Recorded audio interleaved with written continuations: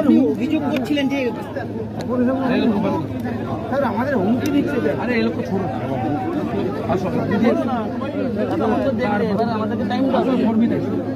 कर्मी আসো इतना सिक्योरिटी का छवि आने का जरूरत नहीं है।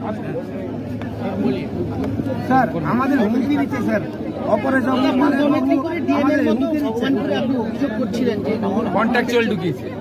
আমি কালকে অনেক রাতে পেয়েছি, এখনই লিখিত অভিযোগ। গুন্ডাদের তালিকা চাইছিলেন যেভাবে ভগবানপুর পটাশপুরে এখানে প্রচুর গুন্ডা আছে, গুন্ডামি করে। এই নির্বাচনে গুন্ডা রাস্তায় থাকবে না। ব্যাক হিস্ট্রি আছে, কেসের তালিকা আছে, এনআইএতে জেল খাটা আছে। কোনো গুন্ডা রাস্তায় থাকবে না, থাকতে পারে না।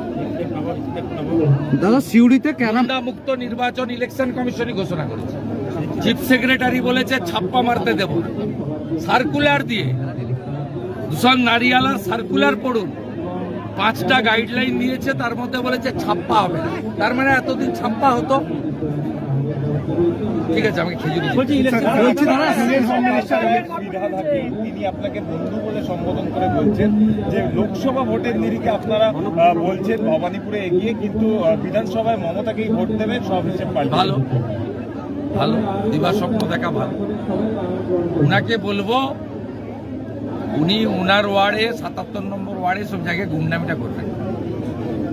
ওনাদের ভোটারদের প্রতি যদি এত কনফিডেন্স থাকে, গুন্ডামিটা করবেন না, পোস্টার ব্যানার ছেড়বেন না, পুলিশকে লেলিয়ে দেবেন না।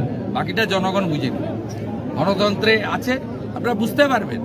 কোন পশ্চিমবাংলার সচেতন লোক, শিক্ষিত লোক, বিবেক বুদ্ধিমান লোক, তিনি হিন্দু হতে পারেন, মুসলিম হতে পারেন, তৃণমূলকে ভোট দিতে পারে না। ভোট কেন্দ্রে এই নির্বাচনে তৃণমূলকে ভোট দিতে পারে না, কিছুতেই পারে না। যে রাজ্যে 2,15,00,000 বেকার, যে রাজ্যে 1 কোটি যুবক পেটের দায় বাইরের রাজ্যে, যে রাজ্যে দুর্গা মূর্তি ভাঙা হয়, যে রাজ্যে কালী ঠাকুরকে প্রিজন ভ্যানে তোলা হয়, যে রাজ্যে বিহার, গুজরাট, উত্তরপ্রদেশের লোককে বহিরাগত বলা হয় আর বাংলাদেশি মুসলমানকে বলা হয় জামাই, যে রাজ্যে আরজিকর ঘটে, যে রাজ্যে ছোট্ট তামান্না ঘটে, যে রাজ্যে দুর্গাপুর মেডিকেল কলেজ ঘটে, যে রাজ্যে মুখ্যমন্ত্রী বলেন শরীর থাকলে জ্বর জারি হয়, তেমনি একটু আধটু রেপ হয়, এই রাজ্যে কোন লোক তৃণমূল কংগ্রেসকে ভোট দিতে পারে না।